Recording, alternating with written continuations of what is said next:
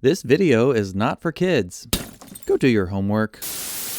Well, howdy. I feel like I'm a little bit close to the camera today, so sorry for the jump scare, especially because I'm on about 4 hours of sleep and 3 migraines. But I'm in the middle of packing to move halfway across the world, and that means I have a crap ton of doll stuff to package up and put in boxes. And I've really been working hard on trying to finish my Pleasant Company collection as much as possible before moving. So I've added a lot of stuff to my collection in the last few months that most of you haven't seen before, and I am getting pretty much near a complete Pleasant Company collection for the historicals and the American Girls of today. So I thought it'd be really fun to do a series of basically each of my collections as I'm packing them up and putting them in boxes and insuring them. Believe me, yes, my collection is insured. So I felt like over the coming weeks, it would be really fun to go through my historical collection for each character. But today we're actually starting with what I think is probably the most exciting. Well, they're all pretty exciting, but this is just a little bit extra exciting because we're going to look at a lot of things that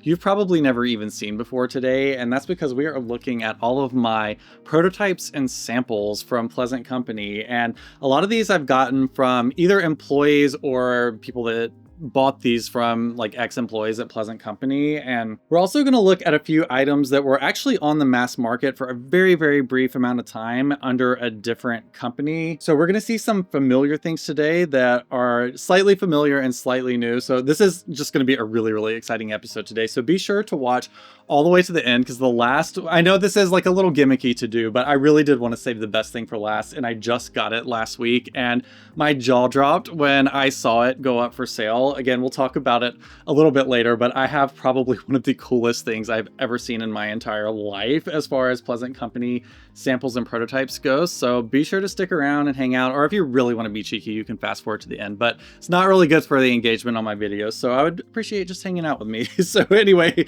after begging you to like be my friend today, I'm gonna go through every single piece in my collection that I've accumulated over about 4 years of actively hunting down prototypes and samples. And like I said, we're just gonna chill today and look at some of the most awesome, unique things in my collection and honestly any other Pleasant Company collection in the entire world. So let's go ahead and just hop into it.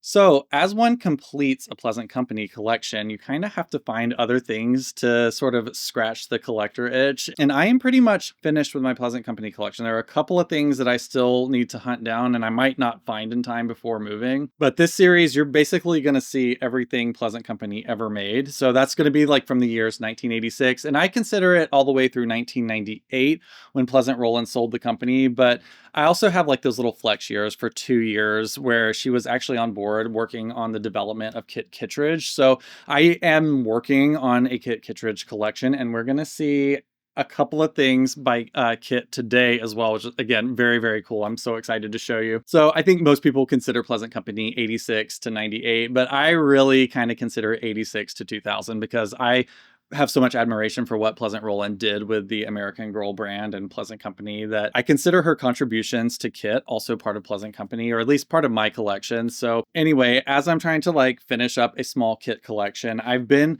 looking for other things over the years that just, that are very collector-y things to have. I love toy history. I love collecting rare things, and I love learning about them and showing them off on YouTube. So that's what we're doing today. And I guess just to kind of preface, I alluded to it earlier, but one of the unique things about Pleasant Company is Pleasant Rowland did not hold on to things. So it's actually kind of hard to find prototypes on the secondhand market because most companies, especially big companies like Mattel, who have been around for decades and decades, almost like, I guess Mattel's been around for almost a century, but bigger companies like that tend to not release their prototypes and, basically private information to the public. So I feel like Pleasant Company is kind of unique in that way, that Pleasant Rowland was often selling like a lot of her samples and prototypes to employees at their employee only sales that they would have in the 90s, I think, for the most part. They may have started doing them in the late 80s, but as the story goes, and maybe some of you watching this might have some information that can help back me up, because I know a lot of you know ex-employees of Pleasant Company, but it's my understanding that basically things would pile up and Pleasant Rowland would be like, okay, employee sale, and employees would get first dibs on a lot of things. So that's how a lot of the early signed dolls were distributed amongst collectors, and certainly these prototypes. Most of the prototypes I've gotten my hands on have been from ex-employees or people that bought them from ex-employees. So that's pretty much how you have to get these things. They weren't for sale like on a website because there really wasn't much of a website at all, especially like in the 90s and 80s. So yeah, that's what most of the prototypes we're going to look at today are, and samples. And then, like I said, we have a few other things, not many, but we're going to look at a few gut stalls as well today, because I know many people know about Romina. That's sort of like the hard-bodied version of Samantha, but there are a few other versions of her. Again, one or two you might not have seen before that we're going to look at today as well, but I think we're just going to go ahead and tear into it because I've been rambling for so long. And you probably want to actually start seeing some cool doll stuff. So yeah, I'm just going to get right out the gate and show you one of the first prototypes I actually ended up buying. And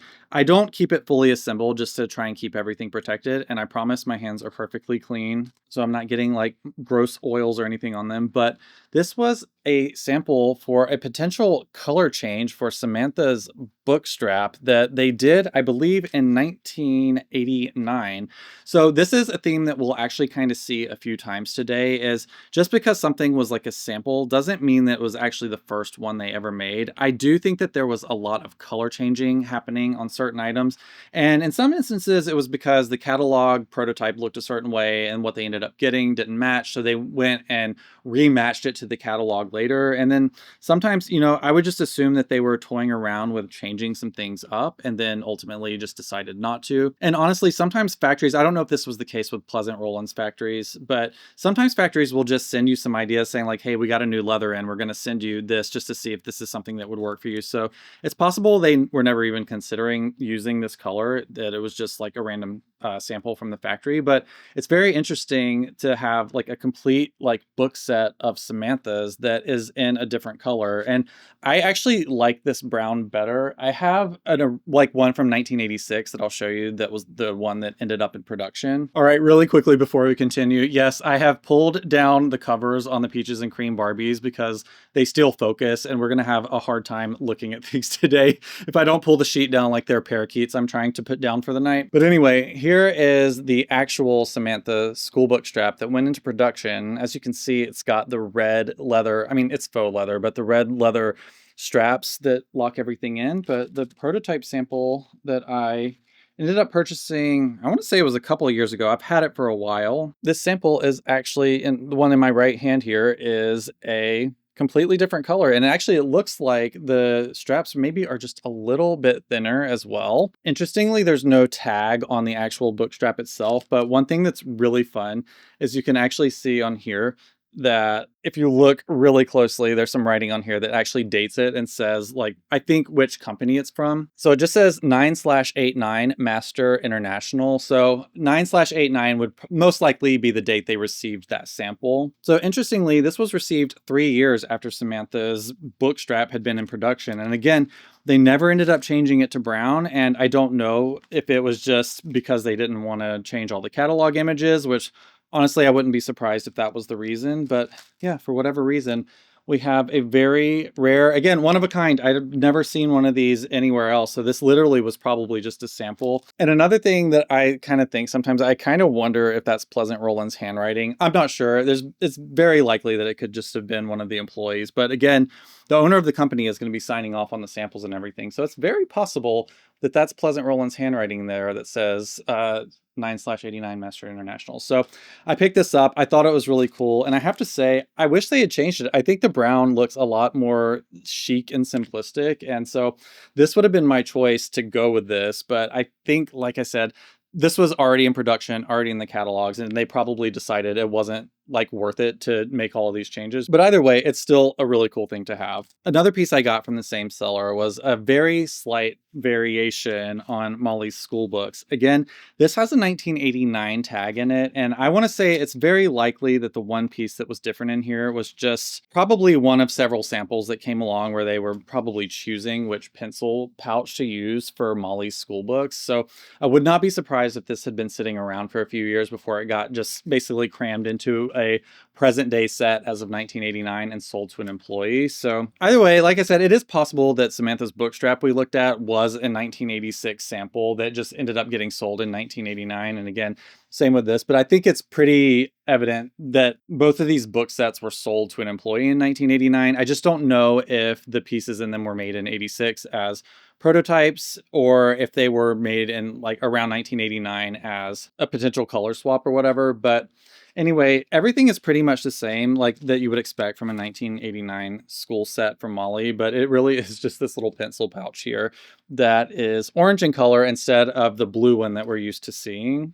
If you want, you can see the back here as well. It's got some branding on it. I can see why maybe they probably did not want to go with this one, but yeah, because I love collecting this stuff, it's really fun to have, but obviously not super easy to display. I guess I could like sort of prop it open like that, but these prototypes for now, I really try and keep in safe storage and not deep storage either. Just I try and keep them out of sunlight and just protected because to the best of my knowledge, these are one of a kind items and part of Pleasant Company history. So while they're in my possession, I'm trying to take as good of care of them as possible so that when I decide to sell, or more likely when I die, somebody else can, be the next one to look after them. And I've done my part in keeping them preserved and well documented. All right, in my final school book sample set I have to be really careful with because this one is starting to deteriorate. And this happened outside of my possession because I actually just got this in the last like week basically. But here we have what I think is a prototype sample of Kit's school bag. And the reason I think this is because the fabric is very different, the trim's a little bit different, but we have commercial construction and commercial buckles and snaps and everything on it that are almost identical to Kit's, but they're just slightly different. So to the best of my knowledge, when I picked this up, the person that owned it originally was pretty sure it was a sample. And again, it's my best guess that this is a sample, but it doesn't have a tag in it. So while we're not 100% sure, to look at this, I can't imagine that this was anything else other than a materials sample for Kit's school bag, because a couple other things that we're going to see today are actually from this same era when Kit was being like basically developed and about to be released. We're going to see a few more prototypes from Kit from basically like late 1999 and early 2000s. So this was picked up from somebody who had many other samples. So there's a very, very good chance that this is Kit's like a sample for Kit's school bag and not just some random like bootleg. But yeah, like I said, it's very, very similar. It's just that the fabric, I think originally was some sort of faux suede. It has not aged super well. It's a lot like some of those vinyl fabrics that start to peel over time. So this is starting to get a little bit crumbly, so I don't even want to touch it with my bare hands. So that's why we're just looking at it very carefully today. But I'll quickly show you the back of it as well. And if you look closely, you can kind of see how it's getting a little bit worse for wear, but I'm going to do my best to preserve it and keep it exactly in the state that it is now. But yeah, the construction is pretty much exactly the same as Kit's school bag, which I still don't have yet. Like I said, I just started collecting Kit this year, and you know me, I'm looking for a good deal. So I haven't found a really, really good deal on a complete mint condition first edition set of Kit's school bag. So it's kind of funny that I actually have the sample of her school bag, but not the actual real thing. But yeah, I couldn't turn this down. Like I said, I love a sample, I love a prototype, and this is actually a really cute bag. One other thing about it before I put it away, just in case your calibration isn't great on the screen you're looking on, this is like almost like a really dark brown color. It's not black like the one that went into production was. So it's sort of like a grayish, not like olive drab, but it's like a really, really warm grayish brown, both the fabric and the trim. So I thought that was really interesting too, that it was in a slightly different color. All right, this next item, to the best of my knowledge, never went through Pleasant Company. It's just made by the same company that made their plastic snow globes. So I ended up finding randomly on eBay years ago it's hard to see because I've got my studio lights on today just to make sure we have really clear lighting for this video. But if you kind of look here as I angle it around, this is an alternate version of Molly's snow globe that they replaced in the 90s with a plastic version. So the original one had a wood base on it, and they ran that for several years into the early 90s. And then ultimately they ended up changing them to plastic and made them with a different company. Actually, if I want to be completely accurate, they changed companies in the 80s while they still had the wood snow globe bases. But then in the 90s, they switched to a completely different type of snow globe altogether, which presumably was for not only safety reasons, but just, shipping liability reasons. Without getting too deep into it, basically the original snow globes that were made of wood and glass tended to break during the winter months because the water in them would freeze and expand, and then the snow globes would shatter by the time they reached the buyer's house. So Yeah, they finally wised up and started making plastic ones. So yeah, again, this is basically exactly like Molly's snow globe from the 90s. It just has a toy soldier, a Christmas tree, and a little dog with a Christmas hat on it. Again, not really an official Pleasant Company item, but I thought it'd be fun to show today because it's so similar to her other one, which I don't even have for comparison. Like, I thought this was more interesting to have than the official Pleasant Company one. So anyway, all right, I think that's probably it for the accessories. I don't have a ton of them. I have a lot more dolls than accessories, but I'm going to show you some outfits next because I have a couple of really cool ones. One in particular that's very cool, but I'm going to start with one that you might have actually seen before, and that is Addie's prototype dress, which I have in a garment bag and probably should have prepared for this video a little bit better by taking it out, but I'll quickly pull it out here. I actually have her meat ribbon in here as well, but this is the original dress that was meant to be on Addie when she shipped originally in 1993. And they ended up, I guess, last minute switching to the dress that we all know and love with the stripes on it. That was a much brighter pink. And I'm going to guess that maybe that was the reason they did that, was so that Addie's dress was just a little bit more lively. But they had made a bunch of these. I couldn't tell you exactly how many. I would venture to say it was probably in the hundreds because these will pop up from time to time. They're not like the most rare essence on this planet, but they can be pricey. I got mine for a pretty good deal back in the day, but I've seen these sell for like $300 because they are getting rarer and rarer. I feel like most people that have gotten their hands on these at this point want to keep them forever, so it can be kind of hard to find this. And on top of that, it's a really beautiful dress to begin with. So even if it weren't rare, I feel like people would really, really want this. So yeah. But anyway, this was the original dress that they were planning for Addie. And on top of that, they actually had a different pair of bloomers in mind too. And these are even harder to find. I don't know if they made fewer of these or if they just got lost to time because people didn't realize that these were different than the official ones that shipped with Addie. But there is actually a rare version of her bloomers as well that maybe people don't know about as much, and it's going to be hard to see today.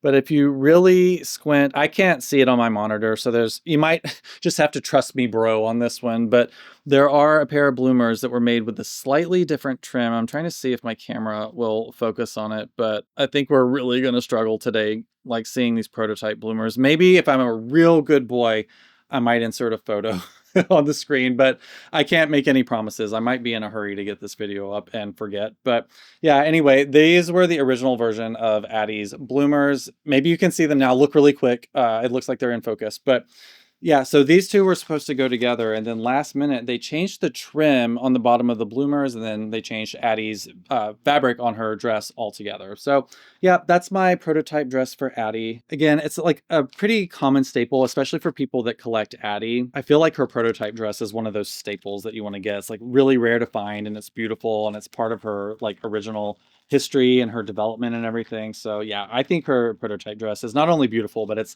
kind of exciting to have because you just are kind of like transported back to like 1992, 1993 when they were developing her and that excitement of the new historical doll that was going to get released. And so, yeah, that's one of the reasons I love prototypes and samples so much, is because you sort of get like a peek behind the curtain in a way. And I find that incredibly exciting, especially because you almost feel like an archaeologist doing this because the internet wasn't around during this time. So you really kind of have to do some digging sometimes to find out information because it's not super well documented in some cases. All right, the next thing a couple of you might actually recognize, I found out later if you're on Facebook, but I was put in touch recently with somebody that had a bunch of samples and prototypes on hand because I feel like I've become like the go-to guy for this kind of stuff. Anytime I feel like something rare shows up, everyone's like, contact Jonathan, he'll know what it is. So I got put in touch with a really lovely woman who had a bunch of these samples that she was selling for her friend, and I ended up picking up a couple of things. One of them being what we're pretty sure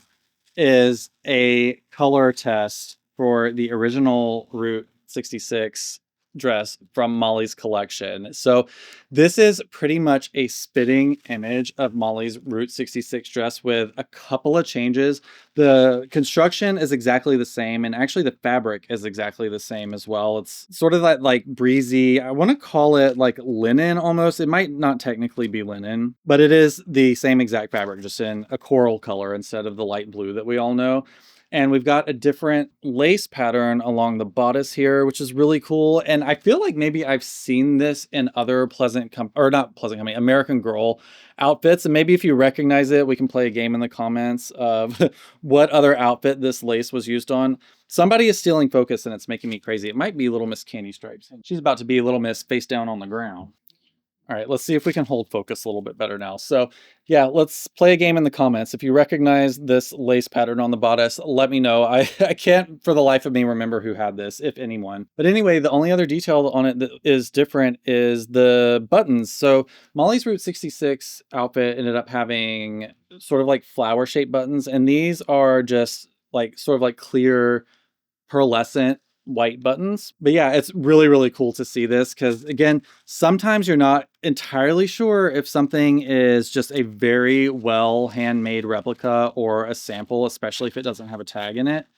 But to the best of my knowledge, I am nearly certain that this is a prototype. Well, I hope so anyway, because I paid prototype pricing for it. I'm going to see if I can find my original. Hang on. All right, it's not like completely buttoned up, but you'll get the idea. This is my original Route 66 outfit next to the prototype. And again, to look at the construction of them, it's the same exact pattern and it might be hard to tell on camera, but the fabric in them is exactly the same. And same with the construction. Again, as I'm like looking through here on the interior, they've got the same exact machining. Like I'm telling you, like the stitch pattern, it's going to be hard to show you with just two hands, but the stitch pattern is exactly the same on the serging. Everything is like made exactly the same as like the one that ended up going into production. So like I said, while this doesn't have a tag in it, which is not like an automatic, it's not a prototype, I was pretty confident, especially because there were a couple of other items from this era in this batch that the seller was selling that did have tags in them. So while it doesn't have a tag and somebody could be mean and say, oh, if it doesn't have a tag, it's not a prototype, I'd like to have this in hand and compare it to the authentic one. This definitely came out of the same factory. So really, really exciting. And again, I think many of you might not have seen this before. The fact that it was on Facebook, I think for a second, I know, again, she told me a couple of people asked her about it after she had posted it, but sorry, I really wanted it. And I bought a couple of other things from her as well. So anyway, yeah, that was one of the color tests for Molly's Route 66 outfit. And I got to say, it's really beautiful, but I see why they went with the blue one. I do think that it's like, it makes more sense for Molly's collection, but this coral one is super pretty, and I promise to guard it with my life. Molly is probably my favorite Pleasant Company character of all time too, so it's really fun to have some things for her collection that are basically one of a kind. And like I said before, I have everything that was in production pretty much, so like this kind of gives me other things to look for and get excited about so I can continue my collecting adventure with Molly. So yeah, that is a color sample of her Route 66 dress. Very exciting. All right, this next item is I have no clue. Well, maybe a little bit of a clue, but still,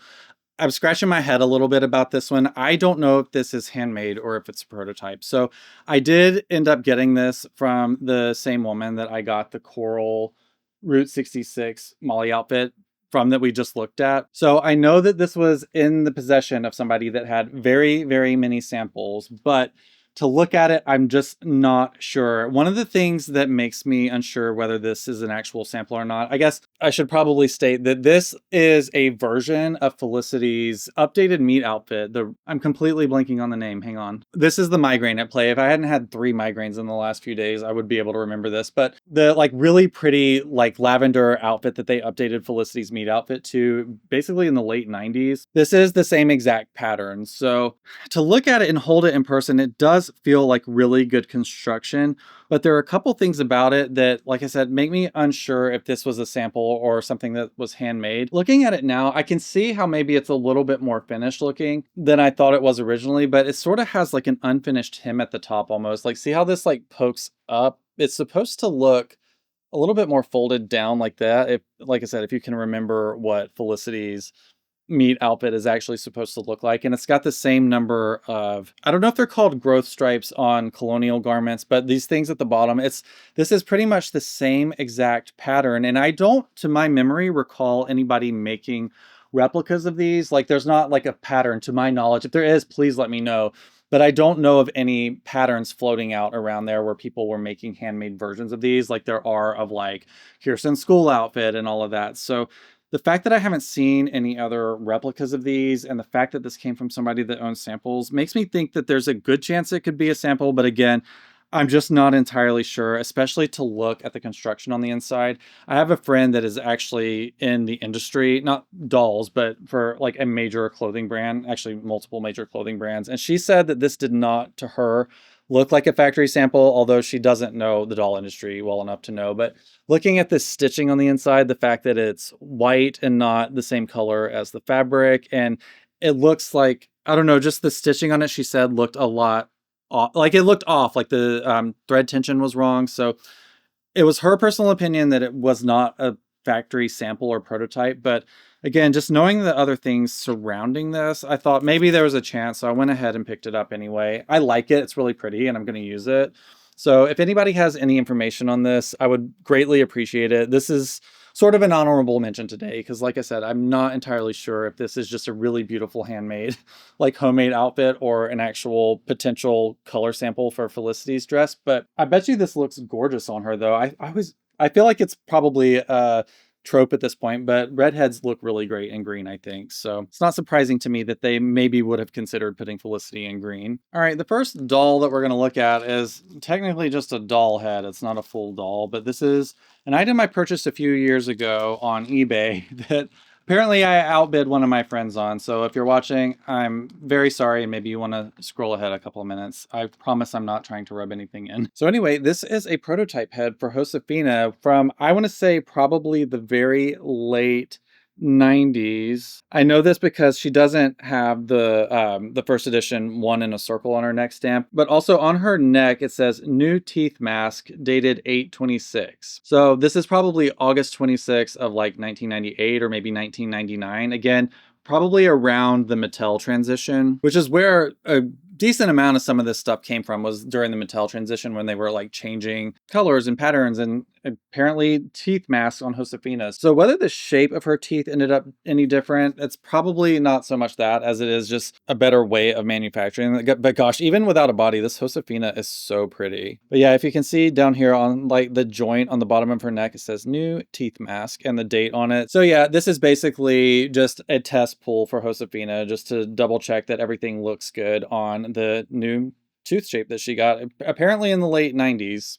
This has been in storage for a little while. I've been trying to keep her in good condition, but once I get moved and my new display set up, I'm going to do a full like prototypes display, sort of like a museum in my collection that I'm really, really excited about. But yeah, that's my prototype Josefina head. This is one of my favorite Pleasant Company dolls. I guess there were only like 6 of them, so they're all technically my favorite, but gosh, I just think this head sculpt is probably the best one that they've ever done. I absolutely love Josefina. I really, really love her. All right, I'm still having focus issues. Let's see if it's the Peaches and Cream Barbie. I might unbox this on Patreon before long, but yeah, I ended up succumbing to the Peaches and Cream craze when I bought the American Girl Peaches and Cream Barbies, and so I bought this one and the other one, who's not here yet. But anyway, I'm almost certain you do not care. All right, next I'm going to move on to a few dolls that you may have actually seen before. So while these aren't technically like prototypes or samples, they are still like part of Pleasant Company history, and I feel like it's old lore at this point. But just a brief history if you're unaware. Pleasant Rowland ended up purchasing the exclusive rights to produce this doll's head. So this is a Goods doll that was manufactured in the mid 80s. And so this is a doll that was manufactured in the mid 80s by Goods. And this is the company that made all of the Pleasant Company dolls up until the late 90s, basically. And this was a head sculpt that Goods was using, I think from like 1984 through 1986. So there are quite a few different versions of this doll. They come with different like hair colors and eye colors and a couple different skin tones and a bunch of different outfits. And some of them are rooted and some of them are wigged. But I'm just going to quickly show you some of mine because again, I think these are exciting. They're hard to find and Pleasant Company collectors love these. And they've been nicknamed Romina, even though that's not technically their name. We've kind of gotten into it before, but most of these dolls were numbered. Some of them had names, and if any of mine had names, I've completely forgotten. So there's some like random number that I can't even remember. But yeah, this is is one of my good stalls that has the classic head sculpt that went on to be Molly, Samantha, and Kirsten's head sculpt. As you can see here, these have the hard bodies. Some of them have soft bodies, but the more common ones have hard bodies. And this is a hard bodied one that I picked up, I think last year or earlier this year. I can't remember. I've had her for a little while, and she's on my website for sale right now. But, you know, honestly, I flip-flop on whether or not I want to sell her. She's actually technically my prettiest one, and I think my second rarest one. I don't know. She's really, really cute. And so as of now, she's part of my collection, but maybe somebody will end up purchasing her before I move. But really, really cute. Complete mint condition, quote unquote, Romina. Here's another one that I've had for several years that honestly, I probably don't even deserve to have because she has had terrible silver eye for the entire time I've had her, but I've just never gotten around to do it. It's a little bit more difficult swapping their eyes out, so I've just been really lazy, and most of the time I've just stuck sunglasses on her and called it a day. But yeah, this is another one of my Rominas, again with the same skin tone. These are very, very similar dolls, even though I think this isn't this one's original outfit, but it's something that I thought looked very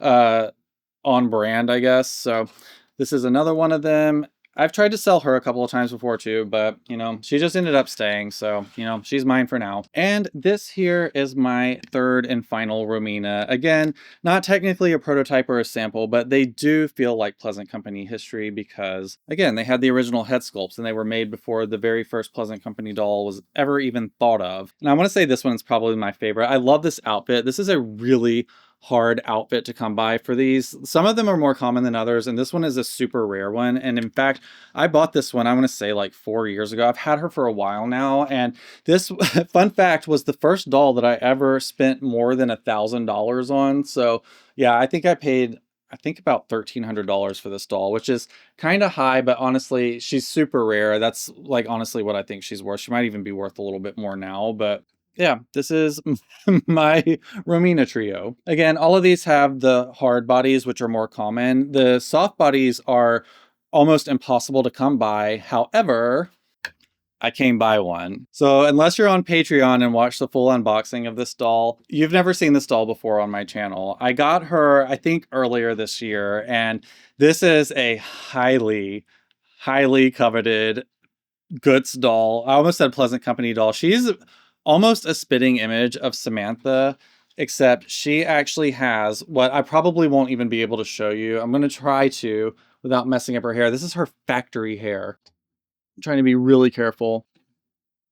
There's no way you can see that between her dress and her like wig cap and everything, but it's there. She has a Goods neck stamp on the back of her head. And what makes her extra, extra special is that she is a soft white body Goods doll. So if you're in the collector fandom, you know this doll as So Mina, which is basically short for soft Romina. But the funny thing is this is actually Romina. So the original Romina from the catalogs was one of 4 original Goods dolls with this head sculpt and the soft white body that we normally see on the white body American Girl dolls, although they're just a little bit taller. That's another fun fact if you've never seen one in person before.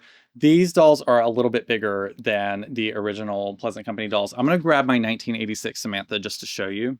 I have her in the world's craziest outfit, but I do love it. So I'm going to take her hat off so you can actually see how like Romina is actually like maybe an inch taller than Samantha. And that's again in the torso. Her head sculpt is exactly like this one has a wider head, but it's more or less the same. Some of these were a little bit wider. Some of them were a little bit more narrow. Her face might be like a little bit squished as well, but this is basically the original prototype of Samantha that was produced in, I think they were sold in early 1986, and it's been a little bit debatable like when they were made and why they were made. I have heard that these were made as a sample run just to see if Pleasant Rowland liked the soft bodies on this head sculpt, because they had to basically re-engineer the heads on these dolls so that they would actually fit the soft bodies. The Romina like hard body dolls that we looked at a second ago, you couldn't just take their heads off and put them on the American Girl bodies because the joints are completely different. So to be able to put a Romina head on a soft body, they had to completely redo the neck joint. So I don't know if anyone knows for sure, at least officially, if these were done as a response to Pleasant Rowland wanting the soft bodies, or if this was just the final iteration of these dolls before Pleasant Rowland bought the licenses of them. But these are so extremely rare. They are almost impossible to find. And in fact, the cheapest I've ever seen one go for sale, other than this one, because I got this one for a pretty good deal. The cheapest I've ever seen one of these sell for is $4,000. I am not kidding you. Somebody offered me one several years ago because I had been looking for a while. I've wanted one of these dolls for years, and it took me about 4 years to find one. I got offered one for, I think, $4,500 a couple of years ago, and I just turned it down because I had a lot of other stuff that I wanted to buy. That's a lot of money to pay for a doll. And I said, you know what? I'll hold out. And I held out and I finally got one again, I'm not going to tell you what I paid for her because if I ended up selling her in the future, you're just going to be mad about how much more I'm charging. But I don't plan to ever sell her. I feel like she's a piece of Pleasant Company history. Again, her name is actually Romina. She was listed as Romina in the catalog. There was Rebecca, Romina, Rosalind, and Rita. Those were the 4 dolls that had the soft body and the classic head sculpt with the chipped teeth in the Goods catalog. And like I said, they're pretty much impossible to find. And I was so lucky to find one like earlier this year. And she's been with me and been admired ever since. But I think it's really interesting to look at these two together because this is a genuine 1986 amber-eyed chipped tooth Samantha from Pleasant Company.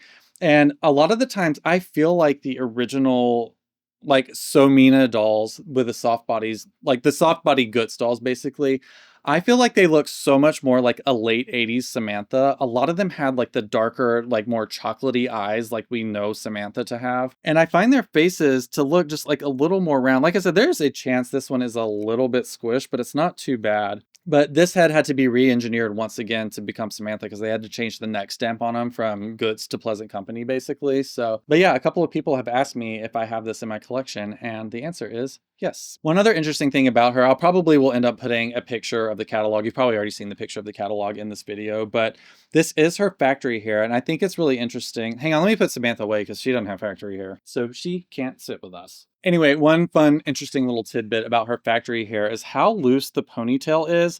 It's so like soft and 80s to me to have like her partial ponytail like kind of tied back, but it's really loose. This isn't something that's come loose over time. If you look at the catalogs, they had a much looser swoop back for the ponytail, whereas Samantha, they were usually pretty tight with that bow right on top, but these are like very soft and sweet in the back. Again, these are her original factory curls. This doll is just about factory perfect. She's got a little bit of wear from time. I've still been too scared to redo her bow in the back, and because it's so low, you don't see it. But this is really a treasure in my collection. Very few collectors are lucky enough to get their hands on these, and those that did, for the most part, paid thousands and thousands of dollars to do so because they are just that rare. And again, they are such a deep piece of Pleasant Company history. This is truly one of the coolest things in my collection. Maybe not the coolest, but we will see that doll in just a second. All right, next up we have maybe a little bit of a controversial doll in the community, but I love her.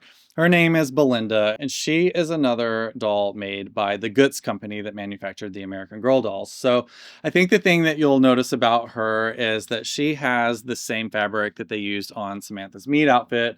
I will say I think her bloomers have gotten a little bit stretched, so her pants are falling down, but I think this is a really cool thing to have. I've forgotten what year she was made. I meant to look at the catalogs before starting this video, so I want to say she was made before Samantha. I could be wrong. They could have reused the same fabric, but there's a good chance that they probably did not use Samantha's fabric after Samantha had already been licensed, basically. But regardless of when she was made, I think it's really cool to have an official doll with a dress that's kind of similar to Samantha's. Again, we have sort of like a long skirt. We've got long sleeves with cuffs. We have these little hair bows. Actually, I say little, they're a little bit bigger than Samantha's hair ribbons. So obviously not a super close replica of Samantha's outfit, but just close enough to feel like, you know, a little bit prototypey. So I think this is a really fun doll to have as part of a Pleasant Company collection. Again, not really a prototype or a sample, but it's close enough that I feel like it kind of helps piece together the background of Samantha. And I just think it's really cool to have the original pattern from the same bolt of fabric that made Samantha's outfit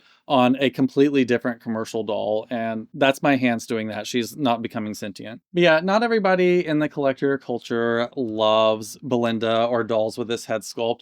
It's an acquired taste, but I gotta say, I really like it. Now, I'm a person that loves all dolls, so even ones that look a little bit freaky, I kind of like them a little bit more. So she's got those like big wide eyes, and she's been nicknamed the Biter, which I think is a little bit mean, but I don't know. I think this is a really cool head sculpt. I know a lot of people don't like it, but I like unironically really kind of love it. If I had to guess, I would say her mouth is open like this because she was probably meant to be able to hold like a pacifier or a bottle in her mouth. But although I will say it kind of looks like she's actively witnessing a car crash. All right, in the spirit of Guts dolls that use the same fabric and patterns as Pleasant Company dolls, another set of dolls that I ended up hunting down finally. Again, these took me a couple years to find. I knew about them and I'd only ever seen them once, but I finally found the Molly twins. So these are, I want to say like 16-inch dolls. They're a little bit smaller than the Pleasant Company dolls, so it might be a little bit difficult for them to share outfits with Molly, but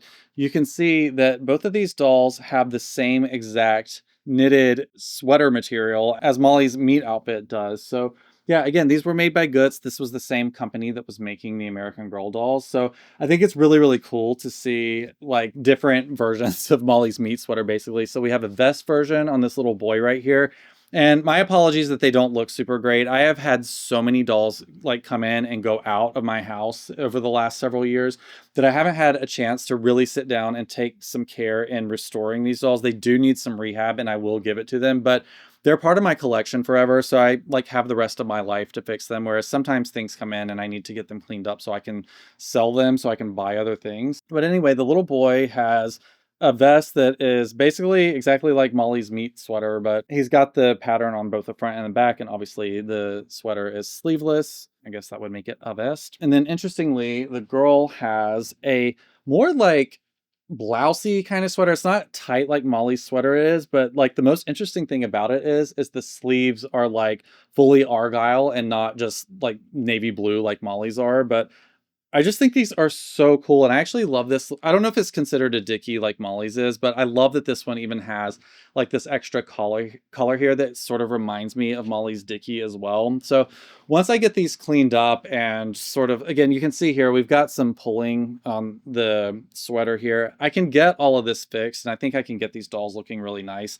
I just haven't really had a good place to display them in North Carolina. So they're going to get some TLC probably next year and then finally ultimately go on display. But I really do love these dolls and I treasure having them. Like I said, I spent a while looking for them and I spent a decent amount of money on them as well. So, but anyway, these are probably some dolls you haven't seen before. I think I've showed them on the Patreon before when I actually bought them, but yeah, they're making their debut on the YouTube channel today. And I actually think they're pretty cute as well. Sometimes some of the older Guts dolls can be a little questionable looking, but I actually really like these. And like I said, once I get them cleaned up, I think they're going to look really good on my prototype display. All right, next up, we're going to look at another Guts doll. I think this is the last Guts doll we're going to look at today. But it has been really fun, like looking out for Guts dolls over the years on eBay and like through the collector community that resemble Pleasant Company dolls. Because again, Pleasant Rowland didn't design any new head sculpts when she launched the company for any of the dolls, including the new baby collection that was launched in 1990, which was also another doll that was modeled off of a Guts doll. So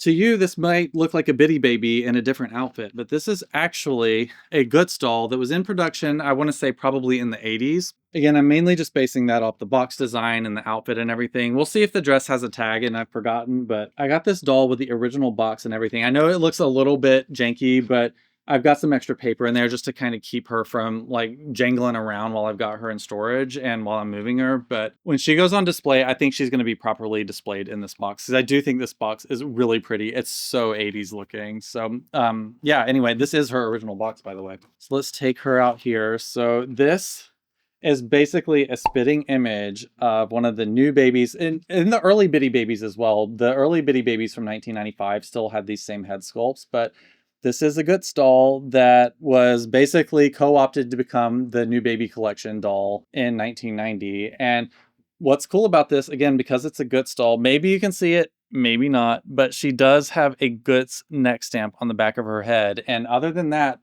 her head sculpt is exactly the same from like the early Bitty Babies and the new babies. The biggest difference is actually she has brown pinwheel eyes. So the Caucasian new baby and Bitty Baby had gray eyes, but this one has brown pinwheels. Again, just another point of difference that makes it really fun to have this doll. It's not just like a neck stamp difference. Yeah, other than some slightly different coloring, this is a spitting image of the new baby collection dolls. Oh, and in addition, she is white body as well, which I think is kind of fun because, you know, the earliest Pleasant Company dolls and the Goods dolls at that time were white body, like muslin white body dolls. And so is this original prototype, which I think, I say prototype loosely. This was a doll that was in production and sold in stores, but I don't think a lot of them survived because I barely ever see these come up. So I snatched this one up as soon as I saw it. And again, I kind of paid a decent amount of money for her, but I just thought she would look so cool in a prototype collection. Trying to see here if there's a year on her tag. So she doesn't have a year on her, so we don't have an exact date. I could probably dig up the catalog and find it, but you know, sometime in the 80s this doll was made. And I actually really like her dress as well. It's sort of got that pink and blue motif that we associate with the new baby collection as well. It's just these embroidered hearts all over, and some of them are pink and some of them are blue. But yeah, she has this nice little taffeta pink bow here and an embroidered Guts logo on her bib. So very, very cool as part of a prototype collection. Again, I just love seeing the earliest versions of these dolls. This to me is just so delightful to have as a part of my Pleasant Company collection because again, I just feel like this is part of the history. And I always liken prototypes. This is the best I can describe it. Like think of your favorite song that's been your favorite song for like 20 years if you're old enough. And then 20 years later, you hear the demo of that song. Like they have this like unreleased B-sides album, and then you hear what the song sounded like before they actually went into the studio and recorded the album version. And just hearing like the original version of it, you can hear the original idea and the original spark where you're like, this really is something, and you take it and turn it into something great. I feel like having prototypes sort of feels like getting demos of your favorite songs. So anyway, that's why I just love collecting these sorts of things, because you can sort of get a peek behind the curtain. I don't know. I just really, really love it. And this baby is super cute. All right, and the last doll we're looking at today is one that if you've been on the channel for a little while, you've seen her before. And this is my original 1986 prototype 18-inch American Girl doll. I'll try not to go super deep into all of her information because I do have a full video on this doll that I published literally on April 1st of this year. And I remember the video went up and I forgot, like just didn't realize that it was April Fool's Day. So I posted this video of this doll, like the coolest thing I've ever found in my entire life as a collector that I was so excited about.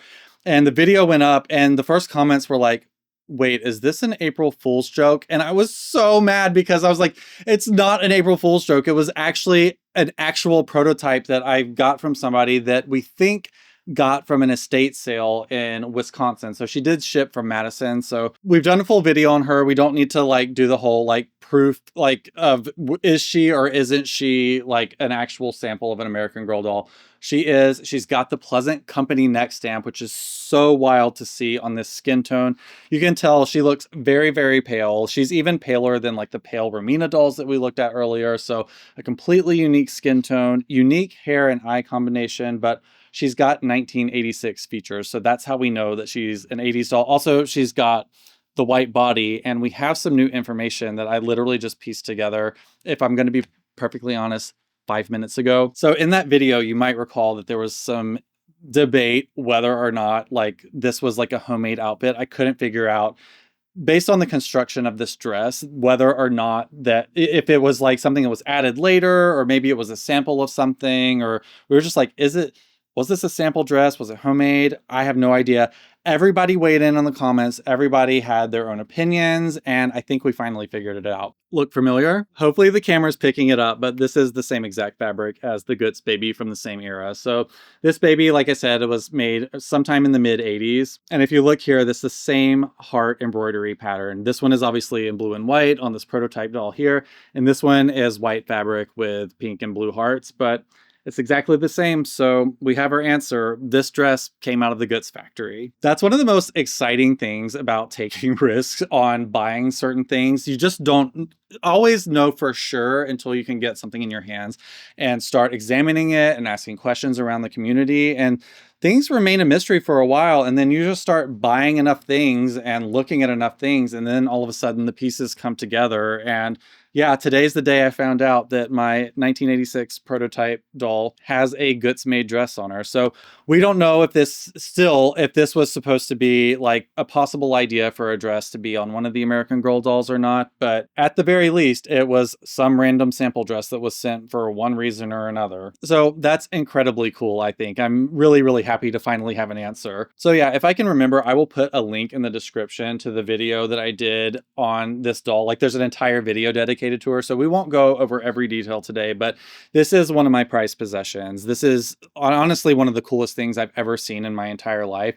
I'm still trying to dig up some more information, so again, if you know anybody that worked at Pleasant Company in the 80s or has some sort of contact that might know something about this doll, I would love to hear from you. Again, anytime I can get information that's sort of been lost in terms of like Pleasant Company history, I would love to connect with people about that. So yeah, I'm just putting that out there. But yeah, this is my 1986 prototype American Girl doll that I feel so incredibly lucky to have as part of my collection. All right, real quick before we move on to some of the coolest things we're going to see today, here's a quick, I don't know, it's not really an honorable mention. This is like the contents of this, I don't think are technically prototypes, but this is a prototype sample box of Addie's bed. Now, inside here, I'm not going to take it out because it's a spitting image of a 1993 Addie bed. I bought this from the person that sold me a few of the kit samples that we looked at today and Molly's Route 66 dress. So this came from somebody that was an ex-employee at Pleasant Company that had a lot of employee sales samples. Like I said, inside here is like a perfectly mint 1993 Addie bed, which that was sort of the reason I like made the decision to go ahead and pick this up, because my 1993 Addie bed actually has a really big scratch on it. So I needed a new one anyway, but I just thought it was really cool to have the sample box that they used to basically check all the specs on before they started doing the printing on it. So this is basically exactly the box for Addie's bed that was in production, just without the printing. And it has all of the contact information for the company that produced it. This took a little bit of figuring out. I was talking with the woman that sold it to me, who was like, again, shout out, she's probably not watching this, but incredibly lovely person. I was so happy to like help her try and figure out some things. And as we were talking about this, and I was just looking over everything, I was kind of able to finally put it together that this was just a sample box by looking at what the information was on here, because to look at it, it sort of seemed like, oh, maybe this was a prototype for the bed. But then to look at the information, you're like, oh, this is like the contact information for the box company that made the box. So yeah, I don't consider the bed inside a prototype because, again, it's an exact spitting image of a 1993 Addie bed. But I just thought it was cool to pick this up because I love things like this. I'm a trained graphic designer. That's what I went to school for. And I feel like I do graphic design pretty much every day, one way or another. So as a graphic designer, I think it's very cool to have the sample box for Addie's bed. I think I'm literally the only person on the planet that cares about this, but I thought I'd show it up anyway because I just think it's pretty cool. All right, you ready for the grand finale? We've got two pieces, and I want to say thank you for sticking with me this whole time. I mean, unless you skip to the end of the video, you dirty, rotten little scoundrel. But we have two really cool pieces that nobody on any channel, I think, has ever seen before. The last one, I definitely know nobody's seen. So as I was working with the woman that had the prototypes recently, she just showed me some other things that she had. Again, I was put in touch with her as an expert. So again, I won't tell you what I paid for these things, but it was a lot of money. So don't think that I got a steal on any of this. In fact, I might have overpaid for them, but I'm so happy to have them. I knew about this. I had actually had somebody contact me. This was one of the things that came up where somebody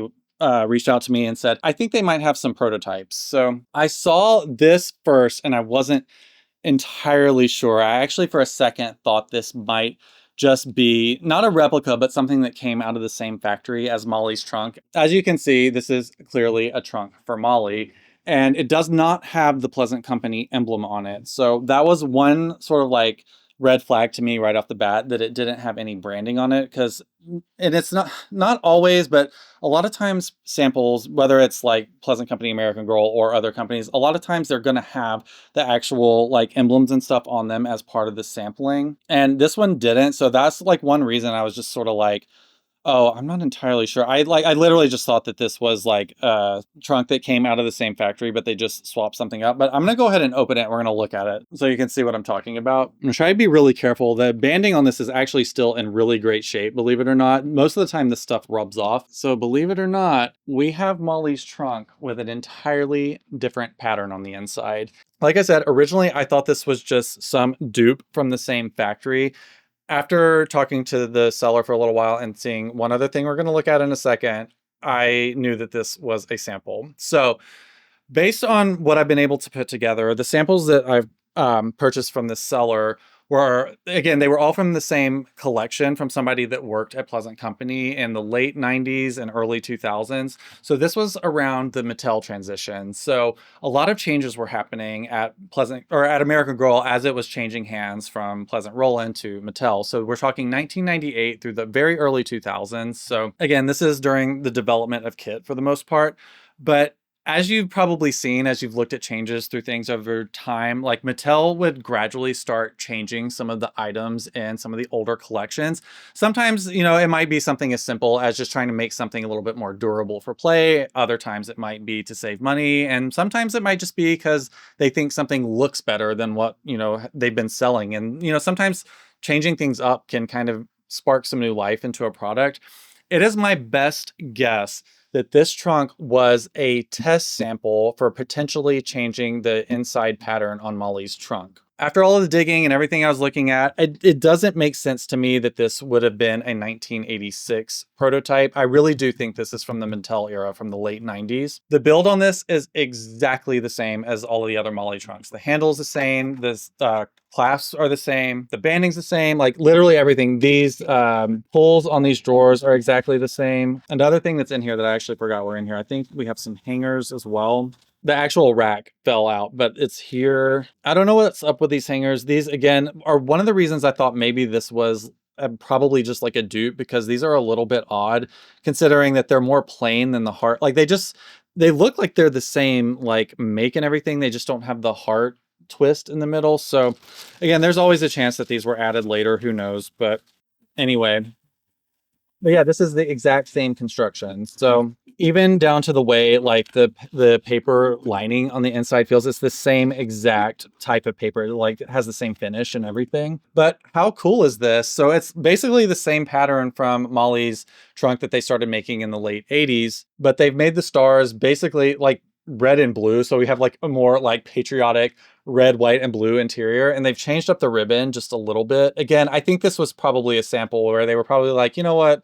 The juice isn't worth the squeeze on this one. And again, I'm open to being completely wrong. I hope I'm not wrong, because like I said, I paid prototype pricing for this. But based on everything else that this seller had, it's very hard for me. And again, she also said like the person that owned all this stuff didn't like buy stuff from like random places. And to see everything that they had to sell, everything was like American Girl Pleasant Company brand. So again, I'm 99.999% sure that this is an authentic sample for Molly's trunk. Either way, it's really cool. This is something that's going to be on display in the new house that I'm really, really excited about, because this is just my favorite stuff in the world. I think finding things, like I've said a million times in this video, just finding little pieces of the history of your favorite toy brand that's been your favorite toy brand your entire life, like discovering all of this stuff and being able to bring it into your house and examine it and share it with the internet, I just think is like the coolest thing in the world, and it's so exciting. But yeah, this is an unreleased sample of Molly's potential changes they were going to make to her trunk that they never did. So yeah, this is one of the coolest things in my Molly collection. I am so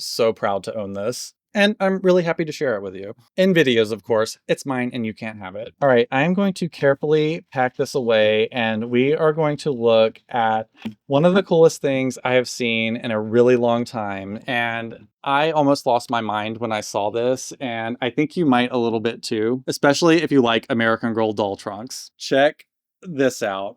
So I'll just come right out with it. This is an original prototype sample of Kit's trunk. Again, this was sold to me by the same woman that had all of the late 90s prototypes and samples. When she sent me pictures of this, my jaw hit the floor, because I knew without a shadow of a doubt that these were actual prototypes. I've had to zoom way out so I can get all of this on camera, so it's probably looking a little janky right now, but I had to show you the whole thing, and I'm going to try and be really careful. It's in pretty good shape after all of these years. It's got a couple of dings and tears, but they're prototypes. That's just what comes with the territory. One of the coolest things about this is you've got the writing on the top. Again, I don't know if it's Pleasant Rowlands or not. Probably not at this point, but it says Sample A Trans-Pacific 1500, which means it was the first sample of Kit's trunk from the brand or the factory probably called Trans-Pacific, which I don't even know if they're in business anymore. And 1500 would be the date. So this was from January 5th, 2000, just slightly under a year before Kit's release. This was the first, from what I can put together, the first sample that they got of her trunk as they were trying to figure out how they were going to construct the whole thing. So one of the really, really cool things about this is we know that this is a prototype and was not like originally supposed to be for sale in this condition, I would assume, because this is made with a lot of the parts that Samantha's trunk is made out of. So this would be made by the same company, and you can tell it's the same quality and everything. But again, I have to be really, really careful. But on the sides here, if you can see, the handles on the sides are the exact same leather handles and brackets from the top of Samantha's trunk. And again, we have this on both sides. This is completely wrapped in leather. And again, the hinges on the back, again, I'm trying to be really careful because again, this is a piece of history right here. On the back here, you can see, again, this is made so incredibly well, but we have all of this strapping here and all of these extra brackets are the same make as Samantha's trunk. As you can see, like on the front as well, the snaps are different than what Kit's ended up becoming because these are, again, the same exact closures that they used on Samantha's trunk as well. And I know you're dying to see the inside because this was the thing that kind of blew my mind when I first laid eyes on it. Again, I have to be really careful because this is a handmade sample. When you open up the lid and pull down the front, look at the lining. So this is the same exact lining from Samantha's trunk. The construction of this is so fascinating because it's made with so many different parts that were used in Samantha's trunk. Again, I'm assuming that this was probably not the original idea that like, or it was supposed to be like the finalized idea. I'm guessing they probably just wanted to use something that they had on hand to get the construction down. There is always a chance that this was going to be like a revamp of Samantha's trunk, but I really don't think so just because of the timing of this sample. Again, this was January 5th of 2000. So most likely this was the finalization of Kit's trunk. So I'm going to guess the reason they used all of these parts was just to basically give an impression of what this would look like and function like. So very interestingly, we've got the same number of compartments as Kit's trunk. Really interestingly, the handles on these, this is like a faux handle here, but these drawers actually come out and they are completely lined with the same lining from Samantha's trunk. But the handles, like the pulls on these drawers, are the same exact parts that they made the hanger for Samantha's trunk as well. So again, this is what the coat hangers hang off of in the top of Samantha's trunk. I know my hair looks crazy right now, by the way, but I kind of don't care. So yeah, this functions basically exactly like Kit's final trunk did, but it's made with all of the materials that Samantha's trunk was made out of. Again, a one-of-a-kind prototype, which again, I just didn't know anything like this existed. And like I said, when I found out about it, I was like, oh my gosh, this is the coolest thing ever because this is undeniably a prototype. This is the kind of stuff that makes collecting really exciting, especially when you feel like you've kind of gotten everything there is to collect. I feel like there's always something more that comes down the pike. And this was just one of the coolest things to ever come across my computer screen. And I am so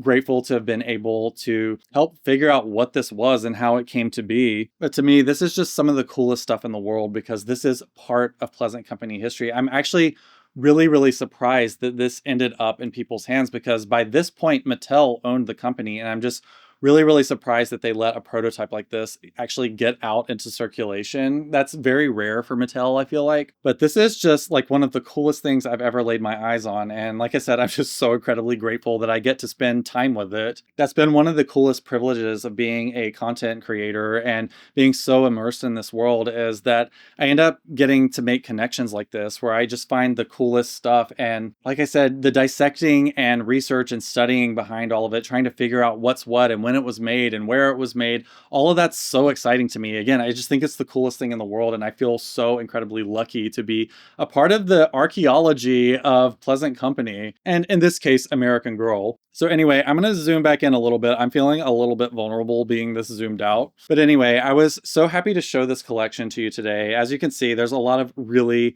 rare, one-of-a-kind, super interesting things about my favorite toy brand in the entire world. And as I said before, it's just one of the coolest privileges of my life to be able to be so immersed in this and find out all of this really cool stuff and be able to share it with you. I'm going to be going through my entire Pleasant Company collection over the coming months. So we're going to look at every single little piece down to the detail. So all of the rare variants and early issues of things from Molly, Samantha, Kirsten, Felicity, Addie, and the American Girl of today. So please be sure you're subscribed to the channel if you want to see like exactly what Pleasant Company looked like at its peak and its prime. We are looking at every single piece in my museum grade Pleasant Company collection. Be sure to check me out on Patreon because we're going to be doing catalog flip throughs that coincide with all of this stuff. So as we start going through the official Pleasant Company collection, we're going to be going through the catalogs as well. So what we'll probably do on Patreon, we're going to do like an hour-long catalog flip through for Felicity, and then on YouTube the following week, we're going to look at my entire Felicity collection. So if you like cozy, educational, Pleasant Company catalog flip throughs, now's the time to join the Patreon because we're going to be doing a bunch of them throughout the rest of the year. And I'm